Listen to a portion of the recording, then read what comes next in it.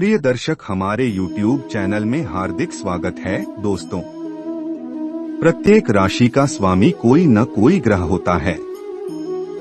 जन्म कुंडली में जब कोई ग्रह खराब स्थान में बैठकर विपरीत प्रभाव उत्पन्न करता है, तब मानव को कष्ट, पीड़ा और दुख भोगना पड़ता है। जीवन में सुख दुख, लाभ हानि आदि इन्हीं ग्रहों पर आधारित होते हैं। इन ग्रहों की शांति के लिए उनकी उपासना करना चाहिए। प्रस्तुत है इस लेख में नवग्रह उपासना पद्धति। भारतीय संस्कृति में नवग्रह उपासना का उतना ही महत्व है जितना कि भगवान विष्णु, शिव या अन्य देवताओं की उपासना का। जन्म से लेकर मृत्यु पर्यंत जितने भी उपनयन, विवाह आदि संस्कार होते हैं, इन सब में नवग्रहों का विशेष महत्व है। किसी भी प्रकार का यज्ञ नवग्रह स्थापन के बिना अपूर्ण रहता है, क्योंकि यज्ञ की रक्षा नवग्रह के माध्यम से ही होती है। इसलिए गणेश आदि की स्थापना के साथ ही साथ नवग्रह की भी स्थापना होनी आवश्यक है। ज्योतिष शास्त्र के अनुसार कुल 12 राशियां होती हैं और प्रत्येक राशि का स्वामी कोई न कोई ग्रह होता है। मेष और वृश्चिक राशियों का स्वामी मंगल, वृष और तुला का स्वामी शुक्र, कन्या और मिथुन का बुध, कर्क का चंद्रमा, सिंह का सूर्य, धनु और मीन का गुरु तथा मकर और कुंभ राशियों का स्वामी शनि है। मनुष्य की आयु 120 वर्ष की मानी गई है। इसमें से सूर्य की दशा 6 वर्ष, चंद्रमा की 10 वर्ष, मंगल की 7 वर्ष, राहु की 18 वर्ष, गुरु की 16 वर्ष, शनि की 19 वर्ष, बुध की 17 वर्ष, केतु की 7 वर्ष और शुक्र की 20 वर्ष मानी गई है। जन्म कुंडली के अनुसार जब कोई ग्रह खराब स्थान में बैठकर विपरीत प्रभाव उत्पन्न करता है, तब मानव को पीड़ा, कष्ट और दुख भोगने के लिए विवश होना पड़ता है। यदि पाठक चाहें तो वे स्वयं संबंधित ग्रह का मंत्र जप कर सकते हैं। बीज मंत्र के जप करने से विपरीत ग्रहों के प्रभाव में न्यूनता आती है और वे अनुकूल फल देने लगते हैं। नीचे मैं प्रत्येक ग्रह से संबंधित मंत्र, बीज मंत्र तथा जप संख्या का विधान स्पष्ट कर रहा हूँ। 1. सूर्य मंडल के मध्य में लाल गोलाकार मंत्र। प्राकृष्णेन रजसा वर्तमानो निवेशन नमृतम मर्त्य च हिरण्येन सविता रथेना देवो याति भुवनानि पश्यन्। सूर्याय नमः। बीज मंत्र हरा हरि हरौ सह सूर्याय नमः। जप संख्या 7000। समयोदय काल 2 चंद्रमा। अग्नि कोण में श्वेत श्रद्ध चंद्र। मंत्र इर्म देवा प्रस्पत्न सुवध्वं महते क्षत्राय महते ज्येष्ठयाय महते जानराज्यायेन्द्र स्योन्द्रियाय इम्मुष्य पुत्र मुष्य पुत्रमस्य विष एष वो भी सोमोस्माकं ब्रह्मणाना राजा। सोमाय नमः। बीज मंत्र श्री श्री सह चंद्राय नमः। जप संख्या 11000। समय संध्या काल 3 मंगल। दक्षिण में लाल त्रिकोण। मंत्र अग्नि मूर्धा दिवः ककुत्पतिः पृथिव्या श्रयं श्रपा रेतांसी जिन्वती। भौमाय नमः। बीज मंत्र क्रां क्री क्रौ सह भौमाय नमः।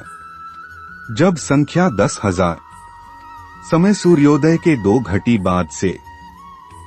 4 बुध। ईशान कोण में हरा 12। मंत्र उद्बुद्ध्य स्वग्ने प्रति जागृहि त्वमिष्टा पूर्ते सं। बीज मंत्र ब्राब्री ब्रौ सह बुधाय नमः। 19000 जप संख्या। सृजेथाम्य च अस्मिन् सस्थे श्रद्ध्युत्तरस्मिन् विश्वे देवा यजमानश्च सीदत्। बुधाय नमः। समय सूर्योदय के 5 घटी बाद से। 5 गुरु। उत्तर में पीला अष्टदल। मंत्र बृहस्पते प्रति यद्यो अर्हराद द्युमद विभाति ऋतुमजनेषु यद्दिद्यक्षवस ऋतु प्रजात तद स्मासु द्रविण धेहि चित्रम। बृहस्पत्ये नमः। Vertical bar. बीज मंत्र ग्रां ग्री ग्रौ सह गुरवे नमः। जप संख्या 16000। समय संध्या काल 6 शुक्र। पूर्व में श्वेत पंचकोण। मंत्र अन्नात् पुरुषऋतो रस ब्रह्मणा व्यपिवत क्षत्रं पयः सोम प्रजाप्तियः। ऋतेन सत्यमिन्द्रिय विपान शुक्रमंधस इंद्रस्यन्द्रियमित पयोमृतं मधु। शुक्राय नमः। बीज मंत्र द्रा द्री द्रौ सह शुक्राय नमः। 6000 जप संख्या। समय सूर्योदय 7 शनि, पश्चिम में काला मनुष्य। मंत्र शन्नो देवी रभिष्टय आपो भवन्तु पीते शयोरभिस्रवन्तु नमः। शनैश्चराय नमः। बीज मंत्र प्राप्री प्रो सह शनैश्चराय नमः। जप संख्या 23000। समय संध्या काल 8 राहु, नैऋत्य कोण में काला मकर। मंत्र कयानश्चित्रग्रा भुवदूतो सदावृधः सखा कया पश्चिष्टया वृता राहवे नमः। बीज मंत्र भ्रा भ्री भ्रौ राहवे नमः। 18000 जप संख्या। समय रात्रि काल। केतु, वायव्य कोण में काला ध्वजा। मंत्र केतु कृण्वन केतवे पेशो मर्या अपेश से समुषद्भिर्जायथा है केतवे नमः। बीज मंत्र स्त्रा स्त्री स्त्री सह केतवे नमः। 17900। जप संख्या। समय रात्रि काल। विधान। शास्त्रों के अनुसार सर्वप्रथम ग्रह शांति हेतु जिस ग्रह की उपासना करनी हो उसका बीज मंत्र लिखकर उसका पूजन किया जाना चाहिए और उसके बाद मंत्र जप करना चाहिए। प्रत्येक साधक या पाठक किसी न किसी क्रूर ग्रह से प्रभावित रहता ही है। मंगल, शनि और राहु क्रूर ग्रह माने गए हैं तथा सूर्य और केतु विपरीत फल देने में विशेष सहायक होते हैं। इन ग्रहों के प्रभाव से बाधाएं, मानसिक परेशानियां, कार्य में विलंब, असफलता, मानहानि, श्रार्थिक क्षति, बीमारी और कई प्रकार की समस्याएं नित्य पैदा होती रहती हैं। जब इस प्रकार की स्थिति देखें तो यह जान लें कि किसी न किसी क्रूर या पापी ग्रह का प्रभाव आपको विपरीत फल दे रहा है। अतः बुद्धिमानी पूर्वक इसका शमन कर लेना चाहिए। सर्व सुलभ विघ्नहर नवग्रह यंत्र। जब जीवन में जरूरत से ज्यादा बाधाएं एवं अड़चनें अनुभव होती हैं, तब इस प्रकार का यंत्र धारण कर लेना चाहिए। यह यंत्र प्रत्येक प्रकार के विपरीत ग्रहों के प्रभाव को दूर करने में समर्थ होता है। अनुभव में यह आया है कि विघ्नहर नवग्रह यंत्र प्रत्येक बालक, पुरुष और स्त्री के लिए आवश्यक है। पति की उन्नति एवं सुखमय गृहस्थ जीवन के लिए भी यह यंत्र प्रत्येक स्त्री के लिए धावश्यक माना गया है। यदि बालिका का विवाह नहीं हो रहा हो या सगाई विवाह में बाधाएं आ रही हों तो उसके लिए भी यह यंत्र विशेष अनुकूल कहा जाता है। यदि घर में बीमारियों और परेशानियों ने डेरा जमा रखा हो तो यह यंत्र तुरंत धारण कर लेना चाहिए। यूं भी मेरे अनुभव से प्रत्येक पुरुष, स्त्री और बालक को यह यंत्र धारण किए रहना चाहिए, जिससे कि उसे जीवन में विशेष बाधाओं का सामना न करना पड़े।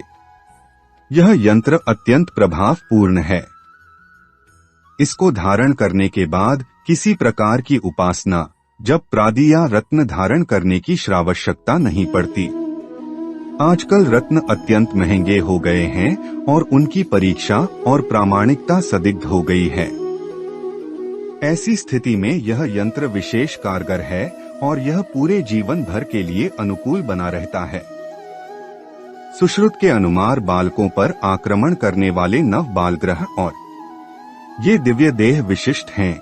इनमें में कुछ पुरुष हैं और कुछ स्त्रियां हैं। इनके नाम हैं: 1 स्कंद, 2 स्कंदापस्मार, 3 शकुनी ग्रह, 4 पूतना ग्रह, 5 अंधपूतना ग्रह, 6 शीत पूतना, 7 रेवती ग्रह, 8 मुखमंतिक ग्रह और निगम ग्रह। इस यंत्र को रविवार के दिन धूप देकर पुरुष को दाहिनी भुजा पर तथा स्त्री को बाईं भुजा में बांध देना चाहिए। इसमें किसी भी प्रकार का धागा प्रयोग किया जा सकता है। बालकों को यह यंत्र गले में पहनाना चाहिए। और यदि आप विधि पूर्वक नहीं कर पा रहे हैं, जो ग्रह आपके विपरीत है उस ग्रह का मंत्र जप करें। इससे भी वह ग्रह शांत होंगे, आपके अनुकूल होते चले जाएंगे और आप यंत्र धारण करते हैं वह नवग्रह यंत्र प्राण प्रतिष्ठित युक्त होना चाहिए, फिर वह कार्य करने में कारगर होगी। और मंत्र डिस्कशन में भी दिया गया है। इस चैनल का मकसद यही है, हिंदू सनातन धर्म ग्रंथ, ऋषि मुनि के प्राचीन रहस्य ज्ञान आप तक पहुँचे। उम्मीद है यह प्रस्तुति पसंद आई है। कमेंट में हर हर महादेव लिखें। और ऐसे ही ज्ञान भरी बातें जानने के लिए हमारे चैनल को सब्सक्राइब करें, लाइक करें। धन्यवाद।